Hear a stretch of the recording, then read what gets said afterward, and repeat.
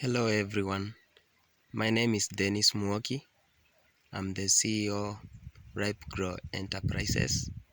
It's a farm located in Makueni County, Kenya, and I'm glad to share with you this video on horticultural farming in the arid and semi-arid lands. Okay, I have a background in agricultural economics as far as my education is concerned. I hold a BSc in agricultural economics from Egerton University, and currently I'm winding up my master's degree in agricultural and applied economics from the University of Nairobi. And I'm privileged to share my experience as far as making the theory part of our education into a more practical one, and which I think should be the desire of every graduate from every college, bringing out what really we have learned in school instead of just staying with the theories and not bringing them out practically. So I'm privileged to share with you this video.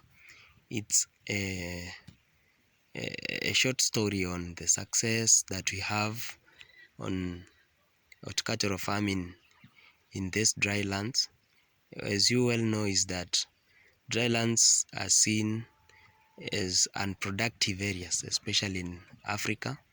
But the vision of my farm is that we want to show people that it is possible to make our dry lands to be productive once again by being innovative, by testing new ways to do things. Yeah, so basically we have embarked on research work to ensure that we cope the challenges that are a reality in these dry areas, given that we have scarcity of rains. Yeah, so we have concentrated much on basic farm management practices that will help us to cope with such challenges. And behind me, as you can see, this is a pawpaw fruit plant. It's 2 years old. I grew these pawpaws. I started with a stand of 100 plants in the year 2019. These are 2 years old now, and they have been producing for the last 1 year or so, because the plant takes 1 year for the farmer to begin to harvest the fruits. Exactly 1 year. So once you begin to harvest them, as long as you manage the soils well, as long as you follow the schedules well of applying pesticides, fungicides, foliar fertilizers, then you will reap the best results, and your plant will be always healthy and producing fruits. So just to motivate you on why farming can be a lucrative business, as you can see in this plant, we can just count the fruits that you can see with your eyes. Let me just zoom it a bit closer. As you can see, I can be able to count 1 2 3 4 5 6 7 8 9 10. Okay, on this side we have at least 10 fruits. Now this fruit in the marketplace, the least price I can sell as a wholesaler is 50 shillings. So this, as far as this plant is standing as it is, I know by the time I sell all these fruits, I will get at least 1,000 Kenya shillings within 3 months. Because once the fruits are ready, the flower forms and the fruit is formed, it takes 3 to 4 months. Then you harvest it. Then as you continue to water, the plant continues to bring forth flowers and fruits. So if you can have 400 plants as this, then it means in a season you can pocket a rough estimate of 400,000 Kenya shillings, Kenyan money. So the challenge with people in these dry lands, and also when we come to growing fruits, is we grow them in low numbers. So that's in that case you don't have the economies of scale to produce. So when you have more trees, then it means that you'll have more production, and then that translates to more income, and it might be even cheaper for you to manage a large number of trees as compared to having few tree stands. So if you want to get into commercial farming, be advised that the number of trees that you are intending to have is crucial. So ensure that if you want to get into pawpaw production, you have at least 100 plants. That is my recommendation from my experience, and that one is manageable under any circumstance. Actually, an acre can host up to 1,000 plants. So you can imagine, for 100 plants, just a small area in a plot somewhere. Pawpaw have various challenges, of course, and main challenge is on pests. We have two pests, that is the red spider mite and the mealybugs. The red spider mites are usually under the leaves. You can spot them. They are reddish mites, and the other one is mealybugs. And as you can see here, we had something as if it was on the attack, but we usually spray them when we notice them. So the mealybugs, we have specific insecticides and pesticides for certain pests. So as a farmer, you don't just spray any pesticide because you may not get the intended results. You have to check on the specifications of the kind of pests or insect you are the pesticide or insecticide is addressing. The same case applies to the fungal diseases. You have to look at the guarantee, the combination, the ingredients that specific fungicide contains. The same case applies even to the pesticides. So even for the fertilizers, you have to know when to apply it appropriately. Like for example, once you grow the plant, you have to use the DAP because it is highly concentrated with phosphorus, which is necessary for root development and stem development. And once you have transplanted your plant to the field, after a month or so, you have to apply CAN, that is for vegetative. It makes your plant to be more vegetative. Hence, it will be able to produce its own food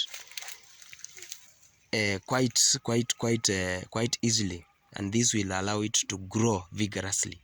Then once the plant begins to flower, you have to, and now I'm speaking of fruit trees, you have to apply the NPK fertilizer, the one with the ratio of 17.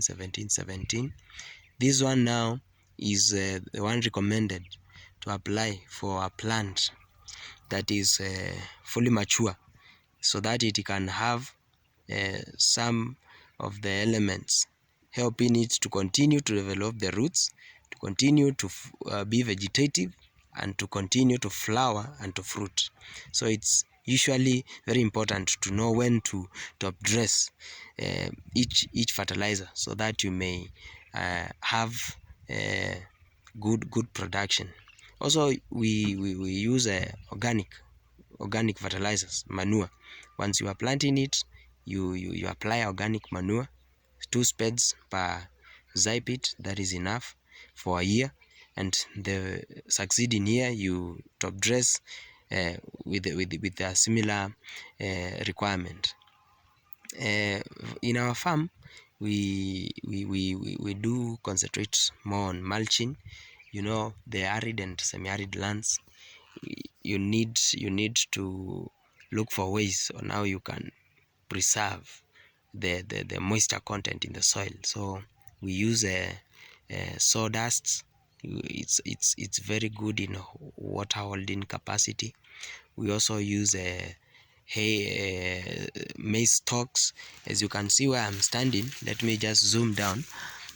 The soil is well covered. It is well covered with with dry matter and dead materials.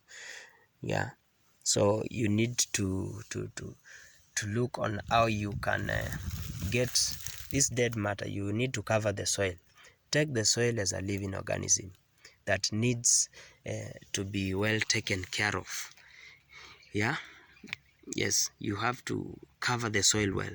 Make your farm to be dirty, don't make it to be clean, because when the surface is clean, then be assured the sun rays will work on the surface of the soil. It will destroy even the microorganisms which are necessary to ensure that the soil is well aerated.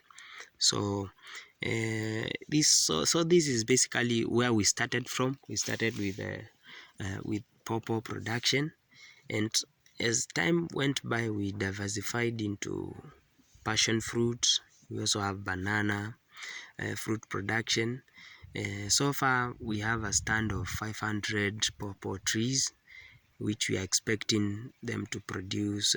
We are expecting to be now selling the fruits in 2 to 3 months time. They will be ready, and that is a good target, because that is when we'll have the dry spell, whereby we have lesser fruits in the farms. So it will be an opportunity for us to exploit. Yeah, so I'll take you to the passion fruit farm. I just show you a hint. Yeah, and I know you're going to gain some knowledge. So this is my passion fruit farm. I have 200 plants so far, and the production is quite good. As you can see, we have, this is the purple passion fruit. When it's not ripe, it's usually green, but once it will be ready, it will have to change its color now to the purple color, hence it's called the purple passion fruit. So this passion fruit is a grafted one. We usually first of all plant the yellow passion fruit. Then it's from the yellow passion fruit that we take a scion of a purple passion fruit, a mature one that is already producing, and this will help us to shorten the maturity period. So once we graft it, after it has successfully been successfully grafted, then it will grow and begin to produce purple passion fruits that will now begin to flower immediately, because the scion was already a mature one. So we shortened that period such that within 6 months you begin to have your passion fruits ready, and within a year you are ready into passion fruit fully. And its management is not hard. It's basically you ensure that you prune it appropriately. Farmers who do visit our farm, we show them how to prune the passion fruit. But I will also be making recording a video to send to my channel, so ensure that you click on the like button and you subscribe to the channel so that you won't miss these educative videos. So for the passion fruit, we want to show our farmers that it is possible, because these ones in our local society, people say that they are adapted to the highlands, but we are producing them here. It's basically just knowing what is right for us. As long as you have the rootstock, being the yellow passion fruit, which is adaptable to hot and dry areas, then when you graft it to the scion of the purple, then it will continue to grow, because the yellow passion has good characteristics. The roots are able to penetrate deeper into the soil as compared to the purple passion fruit, and it's also resistant to diseases and to to pests. Yeah, so let me just take you to our last and our newest line of production, and that is banana production in arid and semi-arid lands. So this is our banana production. This banana was grown last year. The suckers, we grew it last year in the month of June. Yes, June, and now we are in June 2021. So this one now is 1 year old, and we are ready to harvest this fruit in the next two months. Within 2 months, we'll harvest this one now. And the banana, they don't have so much work.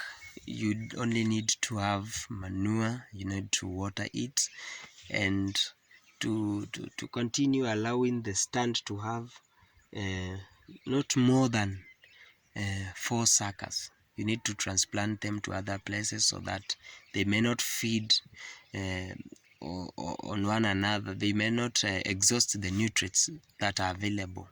So to our farmers, it's possible in these dry areas to do good ways of farming, and to make arid and semi-arid lands productive once again. That is the slogan of our farm.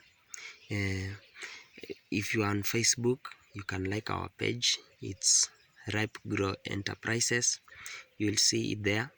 It has an image. The cover page is a photo taken with a cover page of the seeds of gold. That's last year. We were privileged to share our story in the Daily Nation, Saturday Nation, that is of 1st August 2020. We shared our success story in purple production. So visit our page, like it, so that you may continue to get good content to help you to do farming in the right way. So click the like button and subscribe to my channel so that you may continue to benefit. Next time, I'm going to share a video on how to raise the hybrid seeds of the purple